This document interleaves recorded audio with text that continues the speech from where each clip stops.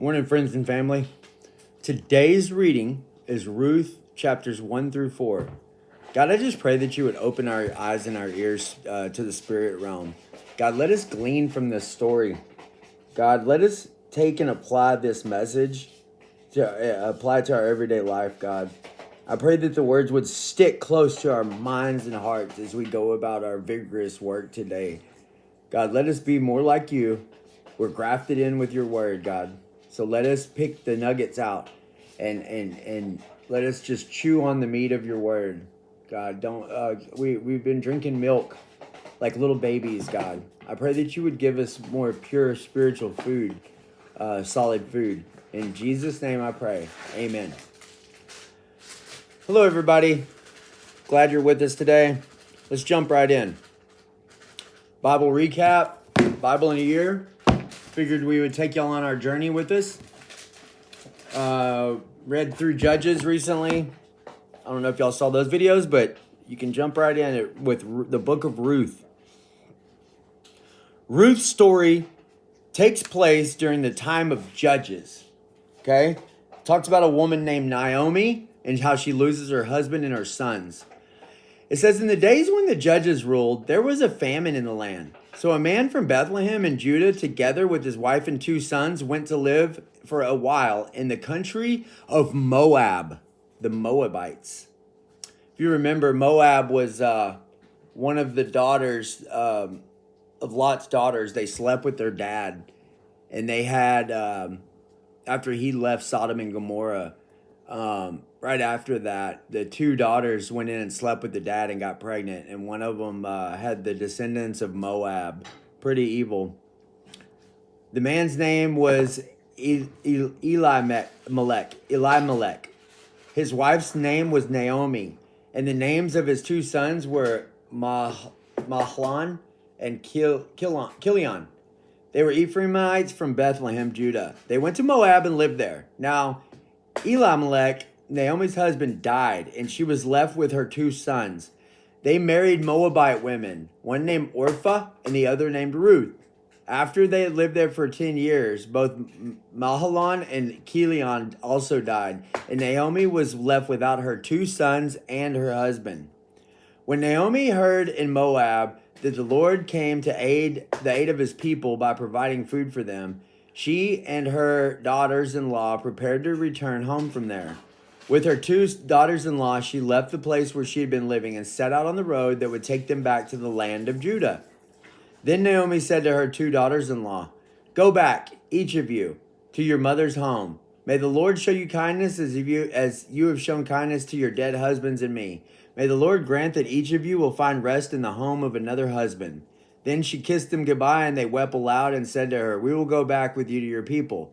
But Naomi said, "No, return home, my daughters. Why would you want to come with me? Am I going to have any more sons who can become your husbands? Return home, my daughters. I'm too old to have another husband. Even if I thought there was still hope for me, even if I had a husband tonight and then gave birth to 2 sons, would you wait around until they grew up? Would you remain unmarried for them? No, my daughters, it's more bitter for me than for you, because the Lord's hand has turned against me." At this, they wept aloud again. Then Orpah kissed her mother-in-law goodbye, and Ruth clung on to her. "Look," said Naomi, "your sister-in-law is going back to her people and her gods. Go back with her." But Ruth replied, "Don't urge me to leave you or turn back from you. Where you go, I will go. Where you stay, I will stay. Your people will be my people, and your God will be my God. Where you die, I will die, and there I will be buried. May the Lord deal with me, be it ever so severely, if even death separates you and me." Man, so this lady was loyal, man. When Naomi realized that Ruth was just so determined to go with her, she stopped urging her.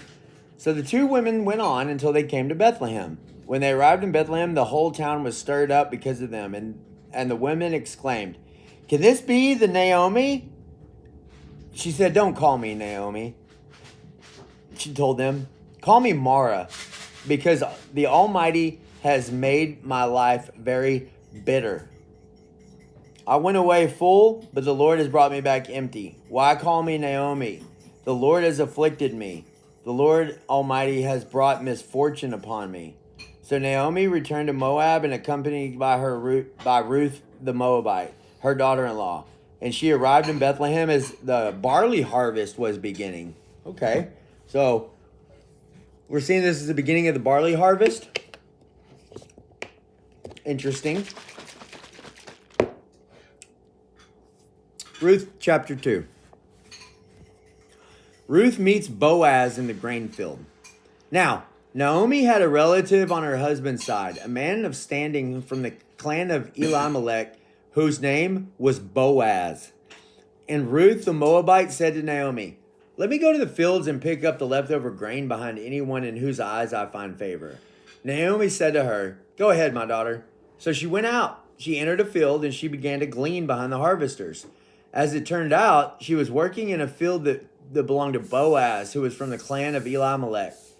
Just then, Boaz arrived from Bethlehem and greeted the harvesters. And he said, "The Lord be with you."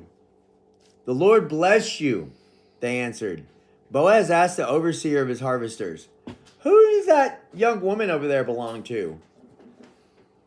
So I guess it was custom for like wealthy people who were threshing grain out there in the fields. They were plowing. They were picking it up with oxen. The women would come behind and pick up the little leftovers that were just, scattered about, like the little pieces. They would just gather up little bitty pieces and put them in their bag. And by the end of the day, they had a lot of them. Who does that woman belong to? The overseer said, "She is the Moabite who came back from Moab with Naomi." And then she said, "Please let me glean and gather among the sheaves behind the harvesters." She came in to the field and has remained here from morning till now, except for a short rest in the shelter. So Boaz said to Ruth, "Hey, my daughter, listen to me. Don't go and glean in another field and don't go away from here. Stay here with the women and work with me. Watch the field while the men are harvesting and follow along after the women. I have told the men not to lay a hand on you. Whenever you're thirsty, go get a drink from the water jars that the men have filled up." At this, she bowed down with her face to the ground, and she asked him, "Why have I found so much favor in your eyes that you notice me, especially a foreigner?" Boaz replied, "I've been told all about what you have done for your mother-in-law since the death of your husband, how you left your father and your mother and your homeland and came to live with a people you do not know before." Wow, so everybody knew everybody's business, man, because it was like not as many people. "May the Lord repay you with what you have done." They didn't have television back then, guys. They didn't have cell phones, right? So what would happen is people had a lot of one-on-one conversation. Men would sit around, like the only news they had and entertainment they had was literally speaking to another human. So they would gather around and eat together and just talk and stuff. And people would just share gossip, like share the news, like, "Yeah, Naomi came back to Bethlehem recently and her husband died and she has her daughter-in-law with her, that's new." Like they would just, everybody would like the talk of the town, you ever heard that phrase? Like that's what that means. Like they would all just sit around and talk about what's going on with different people because that was the only entertainment they had. "May I continue to find favor in your eyes, my lord," she said. "You put me at ease by speaking so kindly to me, though I do not have the standing of one of your servants."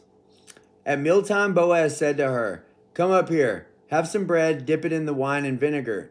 When she sat down with the harvesters, he offered her some roasted grain, and she ate all she wanted and had some left over. Then as she got up to glean, Boaz gave orders to his men. "Let her gather among the sheaves and don't reprimand her. Even pull out some stalks for her from the bundles and leave them for her to pick up, and don't rebuke her." So Ruth gleaned in the field until evening. Then she threshed the barley she had gathered, and it amounted to about an ephah. That is probably about 30 pounds or 13 kilograms is an ephah. 13 pounds of barley. Man, so interesting, dude. Like back then, the wealthy had the means, like the animals, like the oxen and the threshing floors, and they owned the field. They owned the field, and they could afford to buy the grain, the seed. I mean, and so if you didn't have a lot of money, you just had to subject yourself. Like a servant wasn't necessarily like a slave, and a servant were way different back then. Like a lot of them weren't mistreated. They were just people who lived in the company of a rich person, and it was good for them. Like they didn't have any money. Like they would just work for food for their keep, right? They would work and have like a little building, a little house to live in provided by the owner, man. And they what else would they do, right? Like they just worked for food, and that's all they needed back then. They didn't have a bunch of bills to pay. Um they didn't travel around in cars like we do, you know? So it says, so Ruth gleaned in the field until evening. Then she threshed the barley she had gathered, and it amounted to about an ephah. Then she carried it back to town. Her and her mother-in-law saw how much she had gathered. Ruth also brought out and gave her what she had left over, and after she had eaten enough. Her mother-in-law said, "Where did you go glean today? Where did you work? Because blessed be the man who took notice of you." Then Ruth told her mother-in-law about one whose place she had been working. The name of the man who I worked with today, his name is Boaz. "Oh, the Lord bless him," Naomi said to Ruth. "He has not stopped showing his kindness to the living and to the dead." She added, "That man is our close relative. He is one of our guardian redeemers." The Hebrew word for guardian redeemer is a legal term for one who has the obligation to redeem a relative in a serious difficulty. So they were obligated under Jewish law to like help out their family. They were supposed to provide for their extended family if they had the means to do it. And the responsibility for like women and kids fell on the immediate relative. Like if a man had a brother, he would inherit like the family of his brother if his brother died.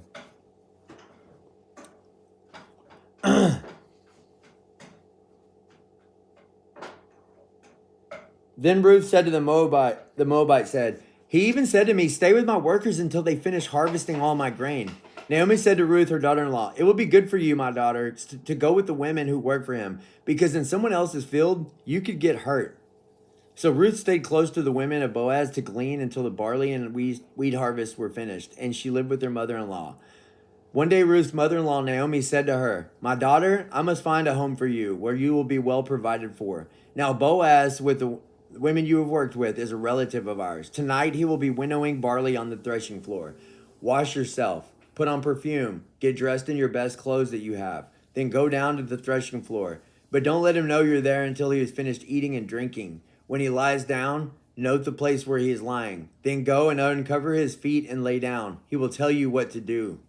That's weird, man. That's like some kind of custom. Like she said, uncover his feet after he's laid down in bed to like after he's ate and drank, you know. Like she's basically telling her to make an advance, you know, to let him know, like, hey, I'm wanting you, like I'm wanting your protection, I'm wanting to give myself to you, in other words. But this is like, instead of words, like this is like probably a custom that they would do. If a woman was alone and a widow or something, and that would be probably the custom to like let the man know, like, hey, I'm open to this arrangement, this proposition. They would go just when he lays down to go to sleep, he's laying there, and she would go lay down at his feet and uncover his feet from the blanket, and that would be like, I guess, in advance, like a sign to him that, hey, if you want me, you know, I'm all for it. All right, so when Boaz had finished eating and drinking and was in good spirits, he went over and lay down at the far end of the grain pile. Ruth approached him quietly. She snuck up on him. She uncovered his feet and she laid down. In the middle of the night, something startled the man. He turned and there was Ruth laying at his feet. "Who are you?" he said. "I'm your servant Ruth." It's probably because it was dark. He couldn't see who she was. "Spread the corner of your garment over me, since you're a guardian redeemer of our family." And he said, "The Lord bless you, my daughter. This kindness is greater than which you showed me earlier. You have not run after the younger men, whether rich or poor. And now, my daughter, don't be afraid. I will do for you all that you ask. See, he's calling her daughter. Like, this isn't like some creepy weird thing. You know what I mean? Like, it was more of a thing, like a protection thing. It was more of a provider thing going on here, not like lust or like sex stuff and weird stuff. I will do for you all that you ask. All my people, the people of my town, know that you're a woman of noble character. Although it is true that I am a guard and redeemer of our family, there is another who is more closely related than I.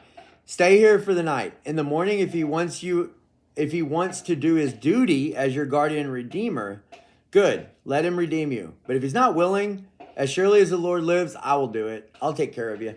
Lay here till morning.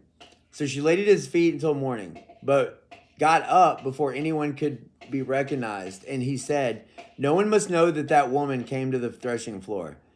Because he didn't want anybody to think he slept with her. Because this other guy is going to try to redeem her. Or he's going to ask the guy. He also said, bring out me the shawl you were wearing and hold it out. When she did, he poured onto it 6 measures of barley and placed a bundle on her. Then she went back to town.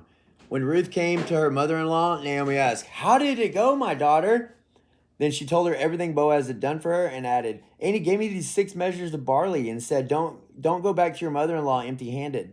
Then Naomi said, wait, my daughter, until you find out what happens, for the man will not rest until the matter is settled later today.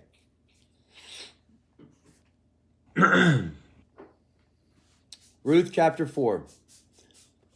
Meanwhile, Boaz went up to the town gate and sat down there just as the guardian redeemer he had mentioned came along. Boaz said, come over here, my friend, and sit down. Let me talk to you. So the man sat down. Boaz took 10 of the elders of the town, and he said, sit here, guys, with us. And they did. Then he said to the guardian redeemer, Naomi, who has come back from Moab, is selling the piece of land that belonged to our relative Elimelech. I thought I should bring the matter to your attention and suggest that you buy it in the presence of those seated here and in the presence of the elders of my people. So he wanted witnesses. That way everybody would know that the transaction was good, you know. I will redeem it. They didn't have paper. They didn't have paper contracts to write up on. I'll redeem it, he said. My note says, many Hebrew manuscripts in the Septuagint, Vulgate, and the Syriac, most Hebrews manuscripts, he said, he will buy it. Okay, that's insignificant. Then Boaz said, on the day you buy the land from Naomi, you also will acquire Ruth the Moabite. So this is like more of a property thing, is what, like I said a minute ago, like protection and provider thing. It's like really like property, dude. Like people were looked at like that, like servants and stuff, slaves. It was more of like a property, and people took care of their property, you know. We just don't think like that in the West. You know, we look at property and possessions being like, you know, you may buy a new tractor, you know, a new plow or whatever. If you're a farmer, you may buy a horse, right? But back in the day, when it was harder to live and stuff, people would actually buy people as their property, and they would take care of them. You know, they would provide for them. At this, the guardian redeemer said, I cannot redeem it, because I might endanger my own estate. You redeem it yourself, because I can't do it. Now, in earlier times in Israel, for the redemption and transfer of property to become final, one party would take off their sandal and give it to the other person. This was the method of legalizing transactions in Israel. Wow. That's interesting. So the guardian redeemer said to Boaz, buy it yourself, and he removed his sandal. Then Boaz announced to the elders of all the people, today you are witnesses that I have bought Naomi from all the property of Elimelech, Kilion, and Mahlon. I also have required Ruth the Moabite, Mahlon's widow, as my wife, in order to maintain the name of the dead with his property, so that the name will not disappear from among his family or from his hometown. Today you are my witnesses. Then the elders and all the people at the gate said, yes, we are witnesses. May the Lord make the woman who is coming into your home like Rachel and Leah. So if you remember back from Genesis, Rachel and Leah were, you're talking like Isaac and Jacob, you know, they multiplied into their sons multiplied into the clans of Israel. They were the beginning. That's why they said, may your home be like Rachel and Leah, whom together built up the family of Israel. It said it right there. May you have standing in Ephrathah and be famous in Bethlehem. Through the offspring the Lord gives you by this woman. May your family be like that of Perez, whom Tamar bore to Judah. Man, I pray that for y'all today. I pray that your children and your offspring and your family would become great people of God. I pray that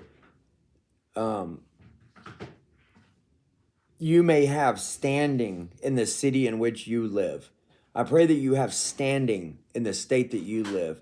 I pray that God would make you famous in the city in which you live and in the town, the state that you live in. Just the way he said this, man, he blessed them. It says, may you have standing in Ephraim and be famous in Bethlehem. That's what we all want, man. We want to be famous. When that's perverted, the reason for that is so that we can be prosperous and so we can reach and help more people. It's so that we can expand our tent, right? The word for that is Rehoboth. Rehoboth. It means to expand your tent, expand your possessions, your assets, your bank account. Upgrade your homes, upgrade your vehicles, like upgrade your business. Level up, they say. That word is Rehoboth, level up. And I want that for y'all. You know why? Because I want that for myself. And you know why I want that for myself? It's not for greed. God will always meet our needs, not our greeds, but as he meets our needs, he's a generous God. And we can then in turn take our stuff and give it away and help other people. Guys, there's so many people in Africa. There's so many people in Pakistan and South America and in third world countries that need you. They need you to pour into them. They need you to mentor them. They need a support system. They need financial help, man. These people out there in other countries are just working for their food and electricity and their rent. They don't have cars in a lot of places. Like, man, dude, go just look into it. Take 10 minutes to look into it. Like what part of the population in African countries like own a car? You'll find out that most people don't own a car in the world. So we're able to drive to work. We're able to have jobs here in America. Even if it's fast food, that's still a lot of money for most people in the world. Most people in the world make $20 to $30 a day. Okay? If that. Like sometimes people make like just a little bitty bit of like a shilling in Africa or like in Pakistan, it's a rupee. They'll get paid like 1,000 rupees or something, and that's literally enough to go buy food and maybe a little extra to put towards rent and like a phone card, right? They're not paying for gas. They're not paying for, I mean, some people are, but most people aren't. Go look up the percentages. Somebody out there needs you. Spread the word, man. Use it to teach them Bible study. Give them $50 a month, Anyway, I don't want to derail, but guys, this is a big deal. If you want to expand your tent and you want to level up, be giving and be generous with what you have, and God will bless you. He gives so that we get to give to get. We're allowed. We get to give. We have the opportunity to give. We get to give in order to get. Right? It's a cycle of giving. You can't outgive God. Malachi 3:10 God says, "Bring the whole tithe into my storehouse so that there'll be food, and you can help people." And He says, test me in this and see if I won't open a window from heaven and bless you so much you won't even be able to contain it, man. Like, I encourage you to start giving more tithes and offerings today. It'll just blow open the window of heavenly blessing and abundance. Am I a health, wealth, and prosperity preacher? No, by no means, dude. I do not believe in that for selfish motive and selfish gain. I believe in getting to give. We get to give to give. We get to give, to get, to give, to get, to give. The more you give, the more you get, and the more you're able to get to give. All right. So it says, I just wanted to bless y'all because this is talking about blessing Naomi and Ruth. Okay. So Boaz took Ruth and she became his wife. He made love to her, and the Lord enabled her to conceive a child, and she gave birth to a son. The women said to Naomi, "Praise be to the Lord this day, who has not left you without a guardian redeemer. May he become famous throughout Israel." There it is again. May he become famous throughout Israel. And he did. We're reading about him today, right? He will renew your life. Oh, this is a cool verse. He will renew your life and sustain you in your old age. For your daughter-in-law who loves you and who is better than you than 7 sons has given him birth. Then Naomi took the child in her arms and cared for him. The women living there said, Naomi has a son, and they named him Obed. And he was the father of Jesse, who was the father of King David. Wow. Wow. Then this is the family line of Perez. Perez was the father of Hezron, Hezron the father of Ram, Ram the father of Animadad, Animadad the father of Nashon, Nashon the father of Salmon, Salmon the father of Boaz, Boaz the father of Ebed, Ebed the father of Jesse, and then Jesse the father of David. So it gives us a little family tree there. It gives us a genealogy. So we can know like exactly who King David came from, and we can trace King David to King Jesus, and we're all offspring of Jesus. We're all children of God. We're children of Jesus, guys. Man, God loves you so much. Let me just read this quick God shot commentary. Little overview. What did we learn today? Ruth's story takes place during the time of Judges when all kinds of wickedness is filling the land of Israel. The book opens with married people, Elimelech and Naomi, leaving their hometown to escape a famine. They settle in a pagan nation, that's what I was saying earlier, pagan, from Lot's daughters making love with him, Moab, which is across the Jordan River.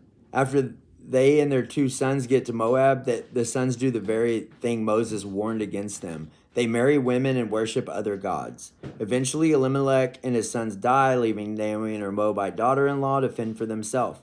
Naomi is in dire straits as a widow with no offspring. There's no way for her to be provided for, especially in a foreign land that has no rules for providing for widows like Israel did. Fortunately, she gets word that the famine is over, so she packs her bags and tells her pagan daughters-in-law to go back home, where they can start over. Orpah goes home, but Ruth makes a shocking decision. She attaches herself to a destitute, depressed widow and leaves her country to move to a foreign land. After making the covenant to Naomi, Ruth invokes an oath to God and refers to him as Yahweh.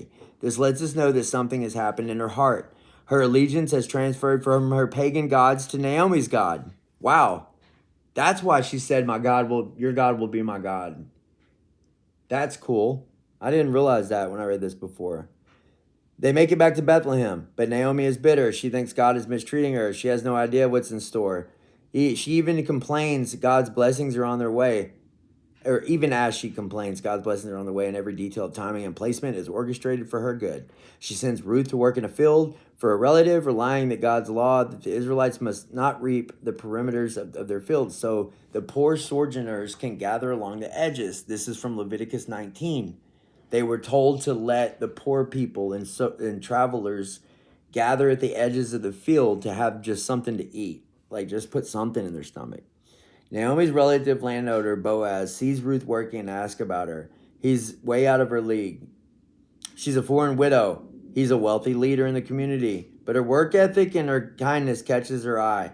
Her beauty may be implied. But Boaz, who only even praises her character, he pays her reputation of love.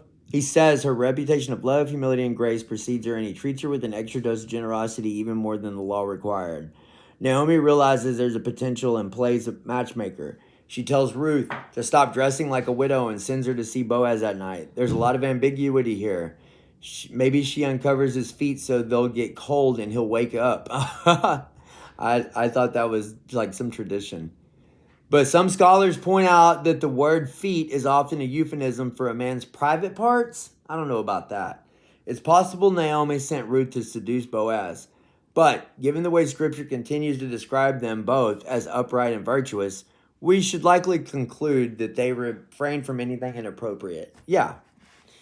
In fact, Boaz calls Ruth a worthy woman. The phrase used in Proverbs 31:10 in reference to a virtuous woman of an excellent wife's character.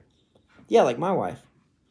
Ruth basically proposes marriage to Boaz. He's interested but says that there's a problem. According to the laws of the Levirate marriage system, Someone else has the first right. But Boaz makes an oath that if the man who is a closer relative says no, that he will go ahead and marry her. Then he gives her more food and sends her home, promising to find a solution. He goes to the local gathering spot and fills the other guys in. That guy isn't interested because whoever redeems a widow is responsible for giving her an heir, and this guy doesn't want to diminish his kid's inheritance by having more offspring. Oh, that makes sense. Boaz marries Ruth. They have a child. Everyone is so thrilled. Today's God shot. This family displays God's heart and to bring in the outsider. Boaz's mom is Rahab, the Canaanite prostitute who left her pagan life to follow Yahweh. The son of an outsider marries an outsider and becomes a great-grandfather of King David. All these people are in the genealogy of Jesus Christ himself. This story isn't just a fairy tale about every single girl getting married and having babies finally. It's about God working through loss, working through depression, working through longing and famine to advance his plan to redeem his people. Even as the Israelites spiral into wickedness more every day, hang in there, Israel. Your king is coming. An earthly one first, but then a divine one. And he is where the joy is. Guys, we are at the threshold of the stepping through the door to the kingdom of heaven, man. Jesus is on his white horse right now. He's knocking at the door of your heart. Open that door and let him know you. Let him have relationship with you. Jesus already came in the flesh. That means he's about to come back in the spirit and on his white horse. Not in spirit, I mean physically. Like he's about to come back again. The earth is going to be destroyed. Heaven and the earth is going to be remade. Man, time is so short, guys. What are you doing today? What am I doing today? What are we doing today? He said, keep watch and pray. He said, flee from the fleshly temptations that entangle you. Man.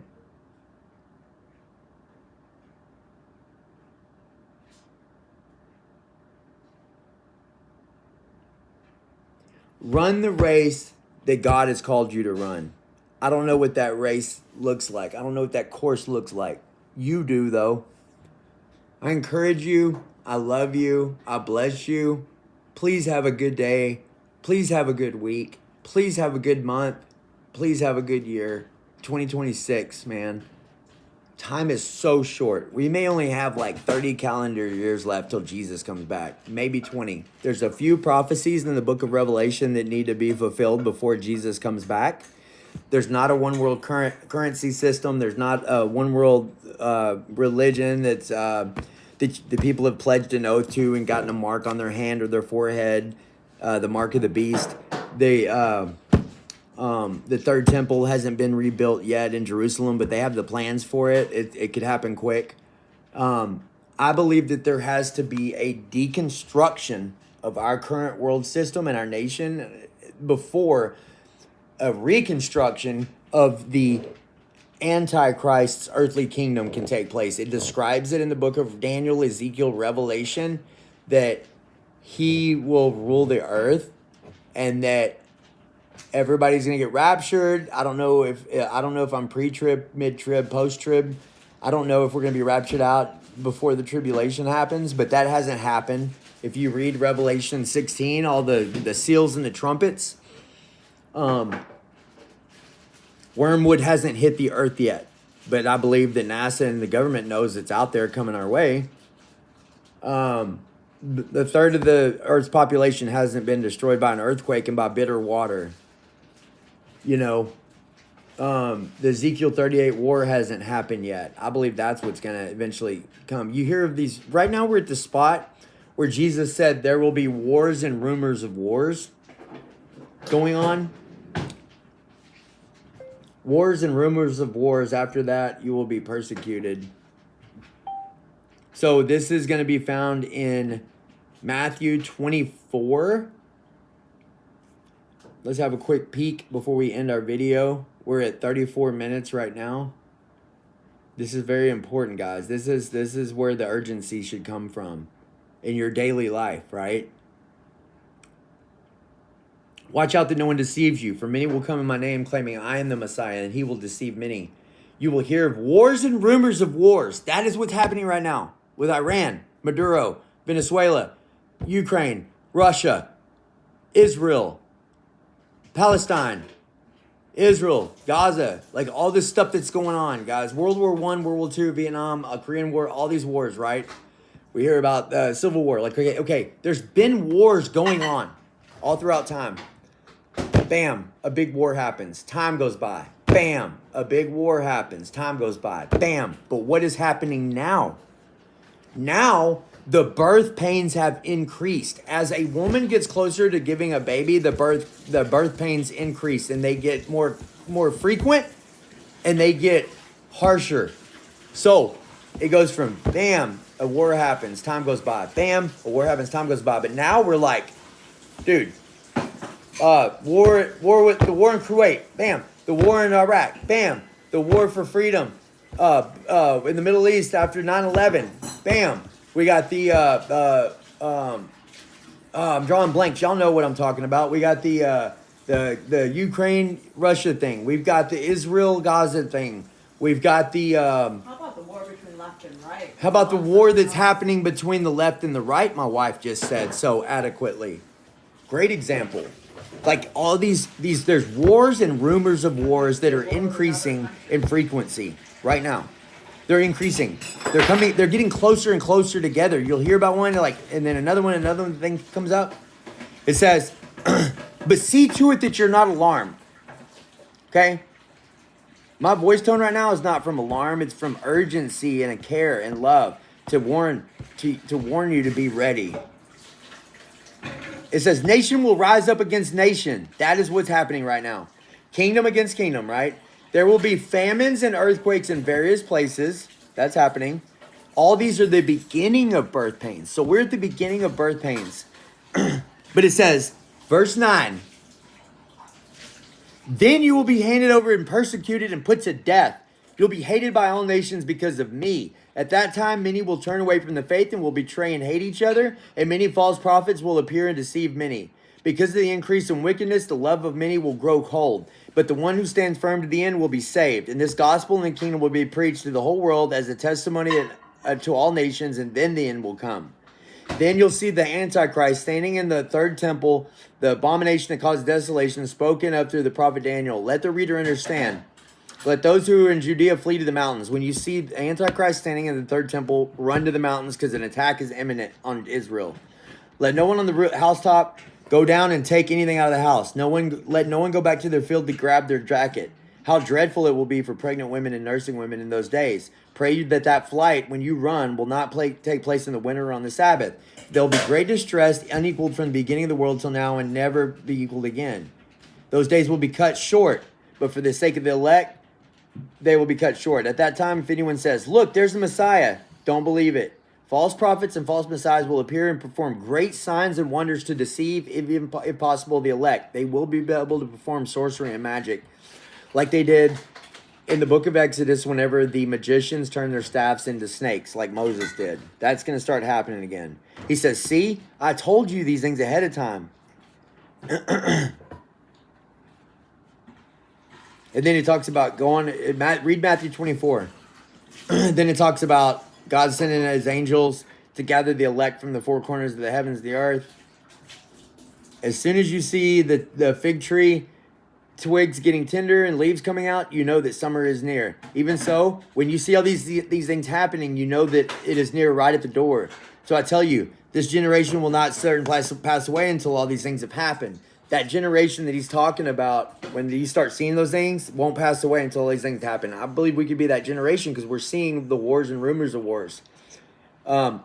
There's not a persecution of Christians in America right now, but there is in other countries. So this is my prediction. Things are going to get worse. There's going to be a lot of religious fighting. Muslims, Christians. Hateful Christians that aren't true Christians will fight and start hitting mosques and churches. There's going to be a lot of shootings. The violence is going to increase like dramatically. Other wars that we're involved in is going to lead to an attack on America. I believe that we're gonna go into a third world war. I believe that our economy is gonna collapse. I believe that a bunch of people are gonna die. There will be a need for the United Nations to take over, and that will be the platform that the Antichrist steps into eventually. He will sign to bring back peace on the earth from all this fighting that's amping up right now that we see in the news. He's going to sign a 3.5-year peace treaty between the world, between Israel and between Palestinians, or I think it's between those two. Maybe it's between all the nations in the world, but it says I think it's between Israel and Palestine. So it says in 3.5 years he's going to break that treaty and attack Israel. So, and then he's going to take full on command. He's going to take everybody. He's going to make everybody, okay, I'm going to bring peace. You got to get this mark of the beast. You got to get this mark. He's not going to call it the mark of the beast. And it's going to be some kind of allegiance, a chip, I believe, in RFID chip in your hand or on your forehead. If you're a double amputee, you can't get it in your right hand. You have to get it under your hairline. So that way you can be scanned. Beep. And you can, all your banking information, your identity, everything will be in there that you are part of this. You'll get a number, a new social security number to a one world government. A new social security number to a one world government. And that way they'll know, okay, this person's good to go into the store, to buy, sell, and trade. You know, all your banking stuff will be on there. Your ID will be on there. Guys, do not give in. Do not deny the name of Jesus. Don't do it. Don't do it. It says all those who receive the mark automatically get thrown into hell probably because you have to blaspheme the Holy Spirit. Probably because you have to apostatize. You take an oath that I deny Christianity. I deny all the world religions of the past. And I pledge my blood allegiance, my life to this new religion, this new world order. Don't do that, guys. Don't do that. Do not do that. You will regret it for eternity. Okay, I'm going to end there. I went off on a tangent on the end, but I think it needed to be said. Persecution is coming. We are in between the two verses of Matthew 24, verse 8 and 9. That is where we are currently at, guys. In this chapter, he's given us a timeline of the way things are going to unfold. We are right now in between verse 8 and 9. Wars and rumors of wars, nations rising against nations. There will be famine and earthquakes, various places. All these are the beginning of birth pains. That's where we are. Verse 9 says, then you'll be handed over and persecuted and put to death. You'll be hated by all nations because of me. He's talking to Christians. He's talking to Christians. So the Bible will be outlawed eventually. And they're going to try to erase it because they're going to say it's hate speech. They're going to say it's hate to say that somebody who doesn't receive Jesus is going to go to hell and burn in hell. You know, thrown into a lake of fire. Oh, that's violence. You're threatening me with violence because you're saying that. Why can't my truth be my truth? Why can't I live however I want to live? Why are you trying to push that truth on me? No, I'm not trying to push nothing on you. I'm just telling you the truth. Well, your words are violence. You're pushing violence on me by telling me that I'm going to go to hell. And so they're going to outlaw it. They're going to say that Christians are evil, which is blaspheming the Holy Spirit, calling what is good evil, calling what is good satanic. And that's why the mark, I think, gets you into hell, because you're calling Christianity and the work of the Holy Spirit and the work of Jesus the work of Satan. That is ultimately what you're doing when you receive the mark. Don't do it. Do not apostatize. Don't fall away from your faith no matter what happens, even under the threat of death. The sting of death means the fear and terror of you or your loved ones, your wife and your children getting killed. Guys, don't do it. Love you. Have a good day. Bless you.